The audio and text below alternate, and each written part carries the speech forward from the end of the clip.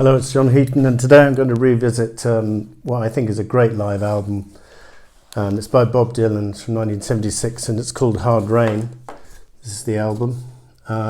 This was prompted by me watching a recent video on YouTube with Andy Gill and various music journalists and writers. It was about Blood on the Tracks, actually, and it was called Changing Tracks, I think it was called.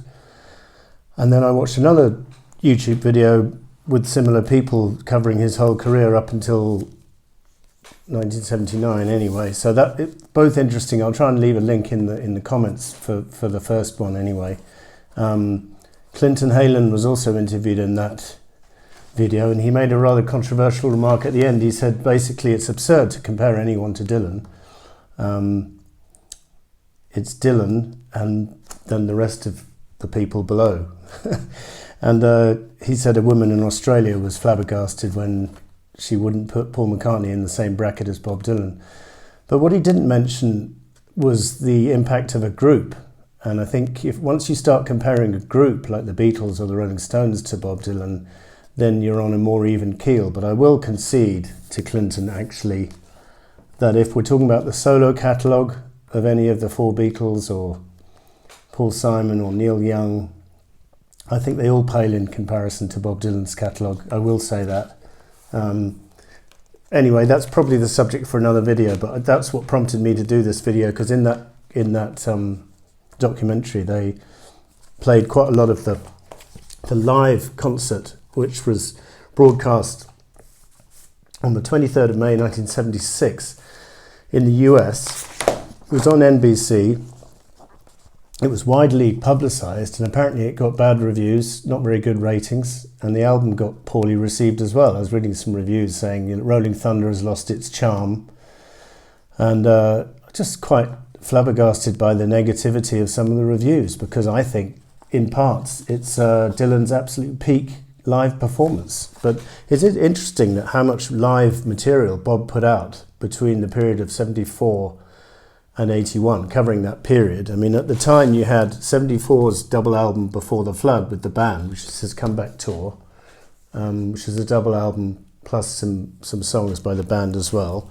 Retrospectively, you had this Rolling Thunder review, which is a 4 LP set covering the 1975 shows.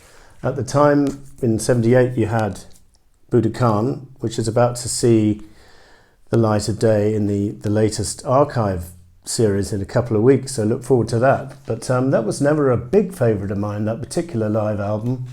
Neither was Before the Flood, actually. And this is Trouble No More, the recent bootleg series, volume 13, which covered the live concerts 79 to 81. So if you count them up in LP terms, 13 live albums put out by Bob, either at the time or retrospectively, covering the period 74 to 81. Now that's nearly double the amount of studio albums released in that period, so it is quite staggering. I mean, most artists in the late 70s were putting out big double albums, live albums, like, Kiss Live and Dangerous and Queen Live Killers and Genesis Seconds Out and Wings Over America, to name but a few. But I don't think any of them were putting out sort of multiple double albums and live albums. 13 albums in the space of covering 7 years is quite staggering.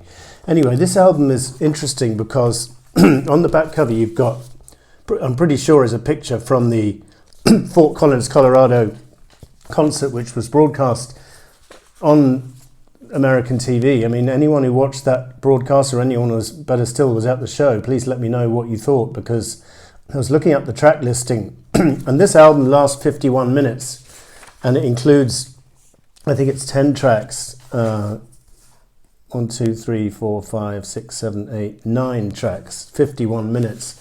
But the original track listing is fascinating because there's a lot more tracks performed at the concert, which presumably were filmed, or at least recorded. So we're kind of crying out really for an expanded release of Hard Rain, both on DVD and on CD, on audio as well. So this is the track listing, the full track listing of that Fort Collins, Colorado concert. Mr. Tambourine Man, It Ain't Me Babe, Vincent van Gogh, which is a Robert Fremark song I'm not familiar with, I have to check that out. Maggie's Farm, One Too Many Mornings, Mozambique, Isis, Blowing in the Wind, Railroad Boy, which is a cover, a traditional song, Deportee, Woody Guthrie song, performed with Joan Baez, A Pity the Poor Immigrant from John Wesley Harding, with Joan Baez again, Shelter from the Storm, Oh Sister, I Want You, Tangle Up in Blue, You're a Big Girl Now, You're Gonna Make Me Lonesome When You Go. I never knew that was performed on this tour. Lay Lady Lay, Silver, I can't read my writing now, Silver Montes, the Alpha Band, I think it is. Going, Going, Gone from Planet Waves. Idiot Wind, Knocking on Heaven's Door. Gotta Travel On, interesting, the song from Self Portrait.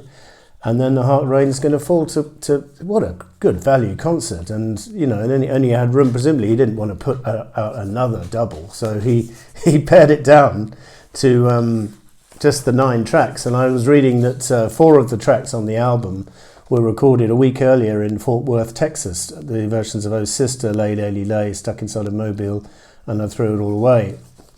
So that's interesting.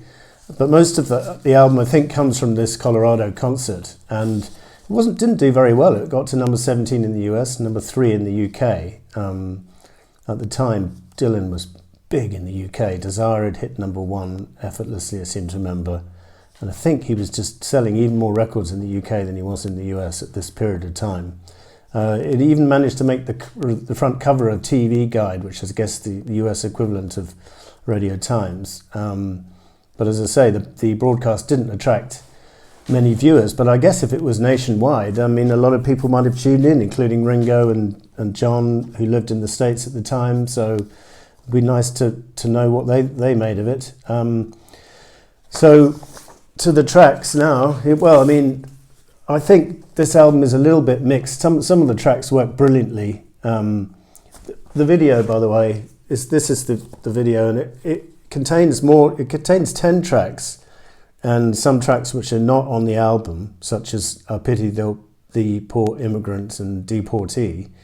But having said that, it misses You're a Big Girl Now, which I'm pretty sure was from this concert. Why don't we have the visual for that? And You're Gonna Make Me Lonesome When You Go, I'd love to see the version of that, or at least hear it. It must be out there. I guess it's going to be Bootleg Series Volume 20-something by the time we get to that. But I would say storming versions of the Blood on the Tracks material, starting with You're a Big Girl Now, the ballad, very heartfeltly sung, and apparently for this Colorado concert, his soon-to-be ex-wife was in the front row or near the front.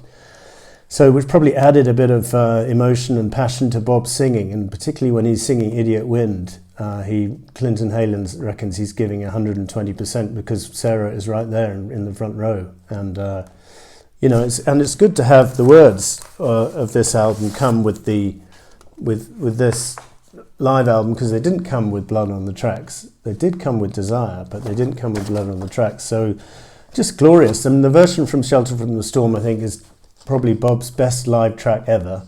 I think it surpasses the superb album version, and that's saying something.